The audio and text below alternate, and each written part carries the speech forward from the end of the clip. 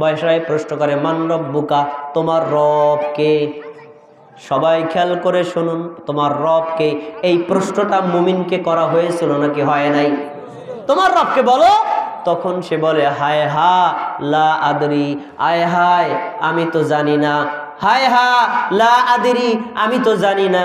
সামি'তুন NASA ইয়াকুলুনা ফাসামি'তুহু ওয়া ইয়াকুলু, আমি মানুষদেরকে কিছু বলতে শুনতাম, আমিও ওই রকম করে বলতাম। মানে কথাটা প্যাস, সে সঠিকভাবে বলতে পারে না রব্বি আল্লাহ। কেন?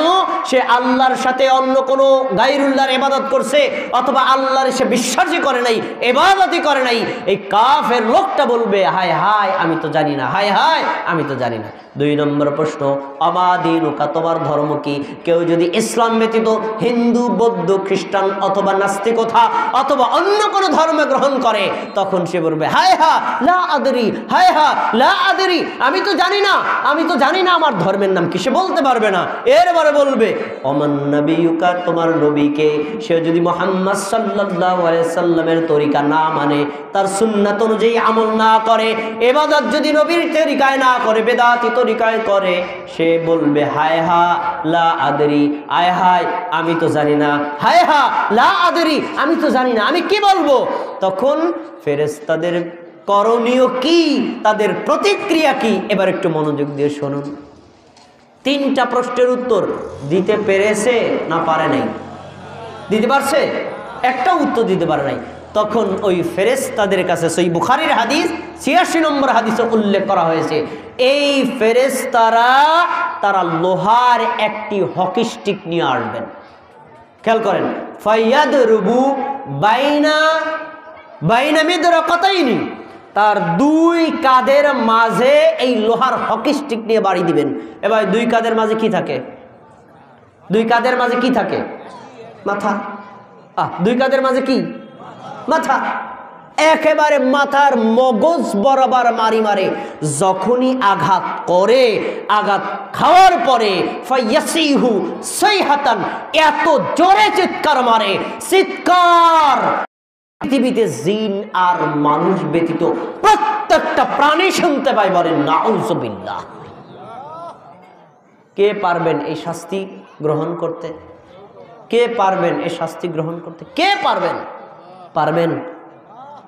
যদি না পারেন, যদি মনে করেন এরকম কঠিন শাস্তি আমার পক্ষে বহন করা সম্ভব নয়, তাহলে আজ থেকে আপনাকে সিদ্ধান্ত নিতে হবে, এক আল্লাহর ইবাদত করব, একদিন ইসলাম মানব, আর নবীর তরিকায় ইবাদত করব। এই বিষয়গুলো জেনে বুঝে করব। যদি 4টি বিষয় করেন, আল্লাহ আপনাকে এই ভয়ঙ্কর আযাব থেকে বাঁচিয়ে দিবেন। যখন উত্তর দিতে পারলো না, এবার আল্লাহর প্রতিক্রিয়া, আরশ থেকে আল্লাহ বলেন আন সাদা আন কাযাবা, ফেরেশতারা এই মিথ্যা কথা বলেছে। দেখেন প্রতিক্রিয়া, দেখেন মুমিনের ব্যাপারে বলছিলেন আন সাদাকা আবেদি, আমার বান্দা সত্য বলেছে। আর এখানে বলছে আন কাযাবা, সে মিথ্যা বলেছে, আমার বান্দা। এটা আল্লাহ বলে নাই। কাফের কি আল্লাহর বান্দা? বেঈমান আল্লাহর বান্দা না। আল্লাহর ইবাদত করে যে মুমিন, যে সে হলো আল্লাহর বান্দা।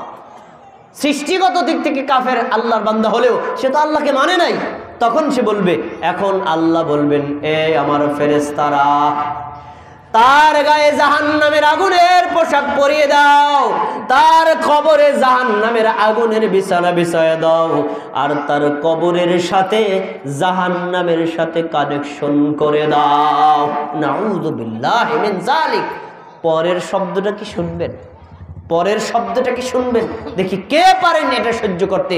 এরপরেই আল্লাহ যখন এই কথা বলে, তারপরেই কবর চতুর্দিক থেকে তাকে চাপ দেয়, আমার দিক তাকান, আমার দিক তাকান, অন্য দিকে তাকানো হবে না। এই দেখেন, এইভাবে নবী দেখিয়েছেন যে এইভাবে আঙ্গুলগুলো একটা আঙ্গুল আর একটা আঙ্গুলের মধ্যে যেভাবে ঢুকে যায়, ডান পাজরের হাড়গুলো বাম পাজরের মধ্যে, বাম পাজরের হাড়গুলো ডান পাজরের মধ্যে এইভাবে ঢুকে যাবে এই কবরের চাপে। বলেন নাউযুবিল্লাহ।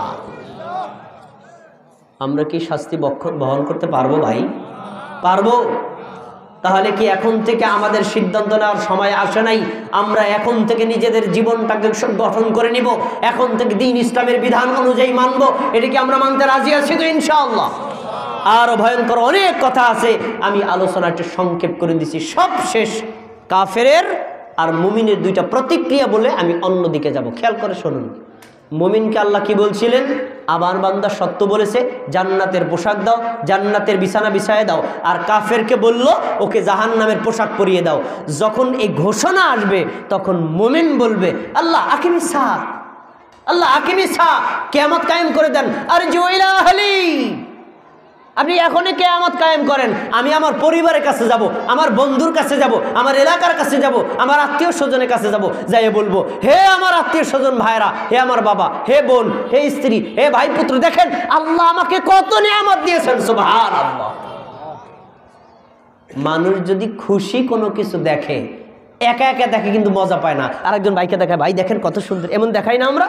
তখন এই মুমিন বলবে আল্লাহ কিয়ামত কায়েম করে দেন, আমি এখনই সবাইকে দেখাবো আল্লাহ আমাকে কত নিয়ামত দিয়েছেন, সুবহানাল্লাহ। আর বেঈমান বলবে লা তাকুমুস সাআ, আল্লাহ কিয়ামত কায়েম কইরেন না, কারণ যদি কিয়ামত কায়েম করেন আমি এলাকার বড় মাতবার ছিলাম, বড় সর্দার ছিলাম, এলাকার প্রসিদ্ধ মানুষ ছিলাম, সব মানুষ জেনে যাবে তোমারে তো ভালোই মনে করতাম, আজকে তুমি জাহান্নামে আসছো। ওই লজ্জা থেকে বাঁচার জন্য বলবে আল্লাহ কিয়ামত কায়েম কইরেন না, কেউ জানি জানতে না পারে আমি জাহান্নামের আযাবের মধ্যে আসছি, নাউযুবিল্লাহ। ভাই একটা হাদিস বলছি আপনাদের সামনে, মাঝে ফাঁকে অনেক কথা বললাম, এবার আপনাদের কাছে অনুরোধ এবং সিদ্ধান্ত, সবাই মনোযোগ দিয়ে শুনুন। আমি এতক্ষণ যে কথাগুলো বলেছি ভাই কোরআন এবং হাদিস থেকে, কোরআন হাদিসের বাইরে কোনো গাল গল্প অন্য কিছু বলছি? তাহলে এই কোরআন হাদিসের এই বিষয়গুলো আমাদের জানা মানা এটা কি জরুরি নাকি জরুরি না? তাহলে আমরা আজকে একটা সিদ্ধান্ত নেই, এক আমরা এক আল্লাহর ইবাদত করব, দুই আমরা মৃত্যু পর্যন্ত ইসলাম ধর্ম গ্রহণ করে মুমিন আর মুসলিম হিসেবে মৃত্যুবরণ করব, তিন আমরা যত ইবাদত করি ফরজ আর নফল একমাত্র নবী মুহাম্মদ সাল্লাল্লাহু আলাইহি ওয়াসাল্লামের তরিকায় করব। আর এই তিনটি বিষয় আমরা কি জেনে বুঝে পালন করব না আন্দাজে? জেনে বুঝে। এই চারটি বিষয়ের ব্যাপারে যদি আপনি সিদ্ধান্ত নেন, কবরে নাজাতের ব্যবস্থা করবেন কে? আমরা একটু দোয়া করি, হে আল্লাহ আপনি আমাদেরকে কবরের আযাব থেকে রক্ষা করুন এবং কবরের প্রশ্নোত্তরগুলোকে সহজ করে দিন। একটু আল্লাহর কাছে দোয়া করি, সবাই হাত তুলে বলে লিল্লাহি তাকবীর।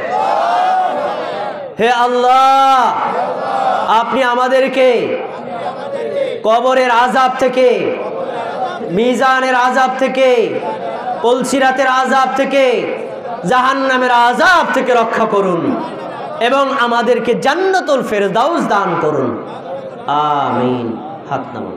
প্রিয় ভাইরা, এতক্ষণ পর্যন্ত